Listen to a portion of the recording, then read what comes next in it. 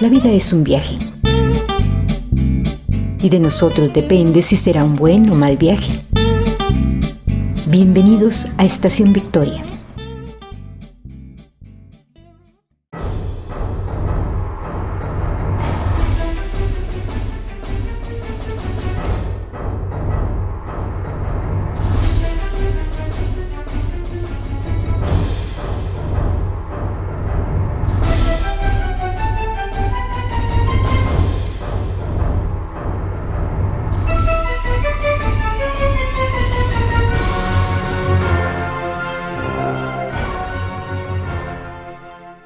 El Acuerdo Multilateral de Comercio de Servicios, TISA, por sus siglas en inglés, es nefasto para los habitantes de los países que están negociando su firma, ya que significa ni más ni menos que el control de los servicios públicos de un país por los dueños de las corporaciones multinacionales.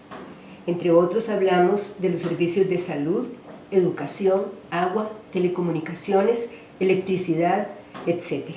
En el siguiente video, ustedes se podrán hacer una idea de lo que significa este acuerdo.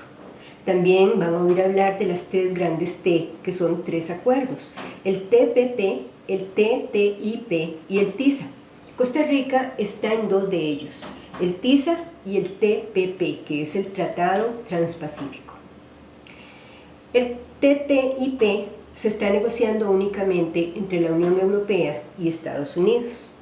WikiLeaks is raising a €100,000 reward for Europe's most wanted secret, the Transatlantic Trade and Investment Partnership. This is something enormous. It is about a final control, and it's the United States saying there may be another power in the world, but we will be the ultimate power. The TTIP is the most important thing that is happening in Europe right now. It's a secretive deal being negotiated between Europe and the United States. Once signed, it will cement a key part of the US government's plan to create a new global bloc that will ensure the dominance of its largest companies. And to understand why, we need to go back to the 1950s. See the USA in your Chevrolet. America is asking you to call. Drive your Chevrolet through the USA. After the Second World War, the United States accounted for half of the world's economy. Its influence was unmatched by any country, and it was able to write the early rules of international trade to its advantage. The World Trade Organization was created in this context, and the US dictated rules that favored American business.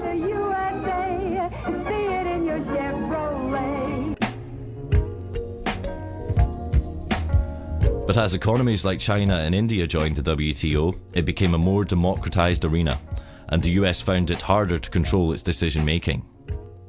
At the WTO, at its Doha rounds, India spoke up and Brazil spoke up, and the US lost control. I think it's no use beating around the bush. This meeting has collapsed. The US felt it needed a new strategy to maintain its global dominance. So in the classical American style, they went big. To bypass the WTO, they're creating the biggest international agreements that the world has ever seen. They're called the three big T's: the Trans-Pacific Partnership, or TPP, the Transatlantic Trade and Investment Partnership, or TTIP, and the Trade in Services Agreement, or TISA. And they're all being negotiated in secret right now. We only found out when WikiLeaks was able to leak parts of them. And what's interesting is when you look across all of these deals, whether it be TTIP, TPP or TISA, China is excluded, but also Brazil, Russia, India, South Africa, they're all excluded because those are the emerging economies. What is not often understood is that these agreements are part of a geopolitical war. This is a new war which is taking place between the United States and China. The United States is very scared of the rise of China, so it has moved to militarily encircle it through what is called the pivot to Asia, and now it's moving on to doing that economically. The basic idea which comes across from reading US strategy papers is the construction of a new grand enclosure. And to put inside this grand enclosure the United States, 51 other countries, 1.6 billion people, and 2/3 of global GDP. To integrate Latin America away from Brazil and towards the United States, to integrate Southeast Asia away from China and towards the United States, and to integrate Western Europe, pulling it away from Eurasia as a whole and towards the Atlantic. Of the three big T's, WikiLeaks has revealed 4 chapters of the TPP, which affects 12 countries in the Americas and Southeast Asia. We also obtained and released the core text of TISA, which affects 52 countries, including the EU. But nearly all of TTIP is still secret. Costa Rica tiene una larga tradición de respeto y conservación de los servicios públicos, verdaderas garantías sociales, producto de la lucha de algunas personas en el pasado que tuvieron visión y pensaron solidario. Pero los ticos, como nos dicen a los que somos de Costa Rica, no nos caracterizamos por pelear por lo nuestro, porque la gran mayoría vive en una perenne envidia por lo que otros países tienen y no hacen conciencia de cómo otras culturas sí valoran lo nuestro. Los estadounidenses, por ejemplo, con su pésimo sistema de salud, son los que más ocupan nuestros servicios. Ellos no pueden entender cómo tenemos acceso de la mejor manera a la salud porque ellos en su país no cuentan con esta garantía. La salud en Estados Unidos está pensada como un negocio, no como un derecho de los demás. Para los que no conocen las garantías sociales de Costa Rica, tenemos al doctor Óscar Aguilar Bulgarelli, político y educador, quien muy gentilmente aceptó nuestra propuesta para hablar sobre el tema. Cuando en Costa Rica se aprobaron las leyes sociales en los años 40, 1940, 1944, la población del país en aquel momento eran 665,000 habitantes. Si usted piensa que los huilas que nacimos en aquella época, yo nací en el año 43, hoy somos adultos mayores de arriba de 70 años, 73 años o más. Quiere decir que de aquellos 666,000 personas, somos muy pocos los que tenemos el privilegio de que Dios nos mantenga con vida. Por lo tanto, cito esto porque de los 4,5 millones de habitantes que hay en este país, 4,400,000 por lo menos nacieron después de las garantías sociales, nacieron después de fundarse la Caja del Seguro Social, nacieron después del Código de Trabajo, nacieron después de la fundación del ICE un poco más tarde. Y no saben lo que es vivir sin eso. No saben lo que es vivir en un país sin derecho a la pensión. No saben lo que es vivir en un país en donde la salud pública era por caridad o usted lo pagaba. No saben lo que es vivir en un país en donde la persona podía ser explotada más de 8 horas al día, 7 días a la semana, sin ninguna garantía sobre su salario, ni qué hablar de un salario mínimo. En fin, todas esas personas que hoy muchas veces reclaman porque la fila en el seguro es muy lerda, porque reclaman porque las medicinas que da la caja no son tan amplias como las que se quieren, son personas que no nacieron en aquella Costa Rica limitada, explotada, y que precisamente son las instituciones que las nuevas tendencias en el mundo tratan de eliminarnos.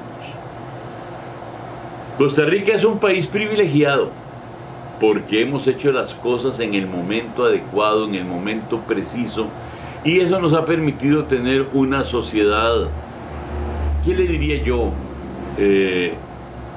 Tranquila, en paz,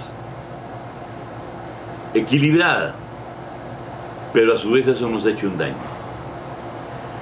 Nos ha hecho el daño de que creen que no tenemos que pelear por las cosas. Nos ha hecho el daño de creer que somos el país más feliz del mundo. Y a lo mejor, en efecto, tienen razón. Somos un país muy feliz. Porque tenemos esas cosas que nos las legaron nuestros padres o nuestros abuelos. Pero no hemos peleado por ellas. Hay gente que cree que en el mundo hay países, o que todos los países del mundo tienen las garantías sociales, tienen la seguridad social que tenemos nosotros. Y les voy a poner un solo ejemplo. Vayan a Estados Unidos y vean cómo precisamente los beneficios de seguridad pública, de seguridad social, que ha querido implementar el presidente Obama y que hoy es atacado por el candidato del Partido Republicano, eso es una cosa mínima en comparación con lo que Costa Rica tiene a través de la Caja Costarricense del Seguro Social, con todos los defectos que puede tener. Entonces, cuando a mí me hablan de tratados internacionales como el famoso TISA, que lo único que quieren es, con el TISA, como se decía cuando yo era chiquillo, es volarnos TISA precisamente, uno se pregunta por qué un sector tan pequeño e insignificante de la sociedad costarricense quiere someter o llevar aún más a la pobreza a los pobres de este país. ¿Por qué? Porque, como sucede en todo el mundo, Costa Rica no es la excepción, las políticas del libre comercio lo que han hecho es enriquecer a un sector muy pequeño y han empobrecido a las grandes mayorías. Cuando aquí nos hablaron del TLC en el año 2007, nos ofrecieron desde BM, ¿verdad?, y desde Mercedes-Benz, qué sé yo, 500,000 empleos, y hoy día vemos que las empresas transnacionales se han ido, vemos que el desempleo en el país ha crecido, vemos que la diferencia entre los ricos y los pobres ha crecido, y entonces uno se pregunta en dónde estaba el gran beneficio.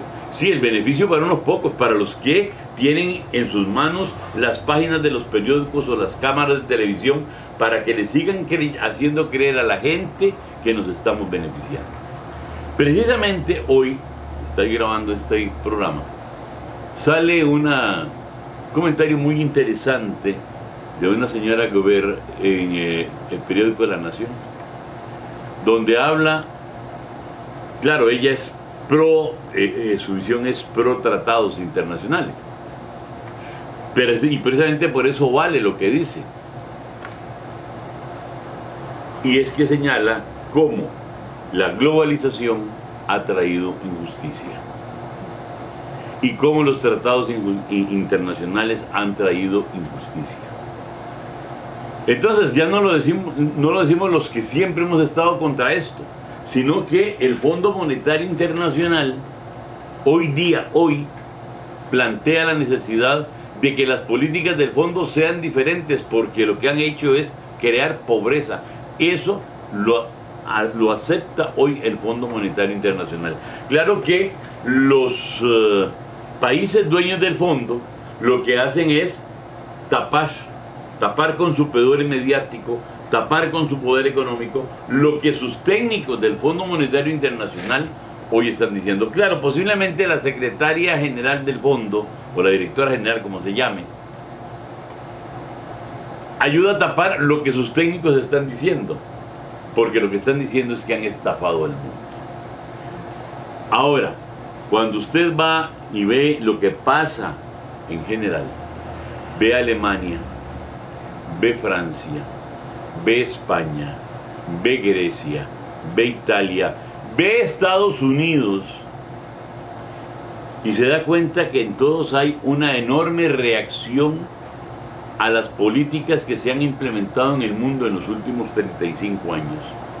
Cómo, a pesar de que Alemania es uno de los grandes países que está en favor de tratados como el TISA, cómo el gobierno, en este momento provisional, de España, pero vienen también a favor de estos tratados. Vemos cómo supuestos gobiernos socialistas como el de Chile ayer tuvo que soportar una manifestación de 100,000 chilenos diciendo que les están robando las pensiones bajo un sistema que creó en Chile el régimen de Pinochet, apoyado o asesorado por los más grandes economistas neoliberales de Estados Unidos cuando fue dictador en Chile.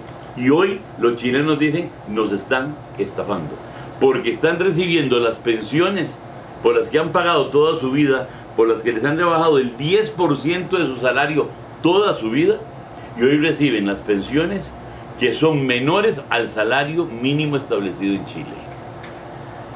¿Y qué están diciendo? Nos han estafado. ¿Y quién sostiene esto? Gobiernos que se supone son socialistas, como el de la señora Bachelet.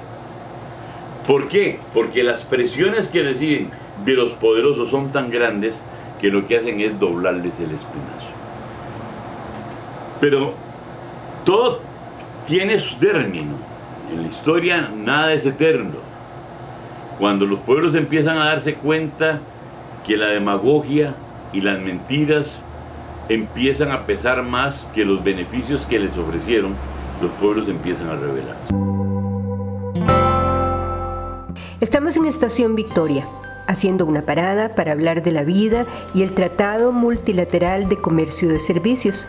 Para entender este tratado, es importante ubicarlo dentro de un contexto a la par de los otros dos tratados y ver un poco de historia, como hicimos hace un rato.